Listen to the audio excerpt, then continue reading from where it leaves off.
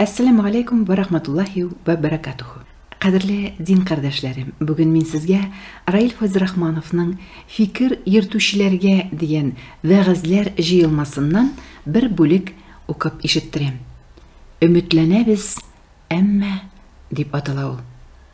Rahim etib tinglagiz. Har bir musulmon kishisi umid bilan yashay. Nindigina sinov kelsa da, onu umid yashata.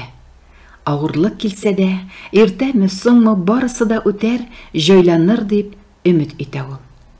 Ayye, shundan da dinimiz Allohdan yaxshisin umid etarga indi. Turmushga umid bilan qarorga qo'sha. Ammo bunda bir muhim masala bor. O'zimiz umid etgan narsaga erishir uchun onu turmushga oshiruvda bo'lisha turgan durust sabablarni qo'llana bilirga tiyishmiz. Aytik qo'ysimiz gina ko'p etib oqsha ishlarga umidlanmay ekan. Agarda ona erishuv uchun bir narsada o'zgartmasak, yelingan ishni yo'qotuvdan qo'rqib, ona ko'proq xizmat haqi to'lana turgan boshqa ishga olishtirmasak yoki yangi hunar o'zlashtirmasak, bu umidimiz bo'sh xiyolgina bo'lib qolashaq. Umidning shunga oshuvi sebepler qilib hem yangi o'zgarishlar oshag'ina bo'la olar. Biz ko'p vaqtda umid bilan xiyolni butashtirib, o'z-o'zimizni da, tira-yoqdagilarni da aldalab yotamiz. Men musulmon, menim jannatga kirasim kela deb yashaymiz, hem jannatli bo'lurga umidlanamiz. Ammo Allohning rahmatine erishib, jannatli bo'luv umidimiz oqlansin uchun hech nindi sebep qilmaymiz. Rabbimiz Qur'onda da ayta: "Durustlikda iymon keltiruvchilar, hijrat qiluvchilar ham Alloh yo'lida kurashuvchilar, bular barisi da Alloh rahmatin umid etuvchilar. Alloh gunohlarni kechiruvchi ham rahimli." Baqara surasi 218-oyat. Әлеге oyatda Allohning rahmatine erishib, gunohlari g'afu etilib, jannatga kiruvni umid eta oluvchilarning g'amallari haqida aytila. Eng birinchi iymon keltiruvchilar deyila.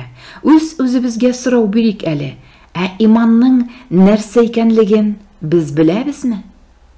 Bilmasak, bilirga tirishabizmi? Onun nindi negizlari bor? Nindi g'amallar imonimizni buza, qo'ysilari orttira, ul haqda bilabizmi? Oyatda hijrat qiluvchilar deyla. Narsasin ul hijrat? Ham qo'ysi vaqtda farz bo'la. Ul haqda bilabizmi? Alloh yo'lida kurashuvchilar tilga olina, biz nafisimizga qarshi kurashabizmi?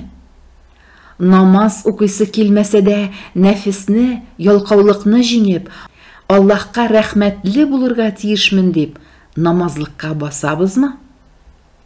Alloh yo'lida Rabbimiz bergan molni muhtojlar bilan bo'lishabizmi? So'ron nafisni yo'martlantiruv yo'lida tiyishli kurashni olib borabizmi? Jannatga umidlanib da ona erishuv uchun durust sabablar qo'llanabizmi? Yeyse, boş xiyollar bilangina yashay berabizmi? Jannatni umid etibizda, qalbimizda iymon bormi? Bo'lsa, g'amallarimiz nindi? Bu dunyo axiratga urliq shashar turgan bir qir, bosu kibik. Qalbimiz yer bo'lsa, iymonimiz urliq simon, izgi g'amallar shifalı yomg'ir suvday. Şuna yüreğimizde iman bulsa, hem her daim iyilikli, hayırlı ameller kılıp, urlığımızga su sibip dursak, ol şıtıp шығып, kıyamet gününde mol jemişlerin verir. Eğer yoz günü bir nersede oturtmasak, bakşa jeri şista keliş kalmay onu şup ulanı basıp ede. Көңілімізде şul bakşaday eğer iman kirmese, onda başka türlü şup kirip urnaşacak. Hayallarga gına kömülüp aldılanmayık kardeşler. İşlemişe gine, okşa kilmegen kibik, iman kitirmişe, iyilikler kılmışa gına, jannatli bulup bulmuşul. Mene şulay, hayal bilen ümitni bu tamik dostlarım. Esen sağ olun.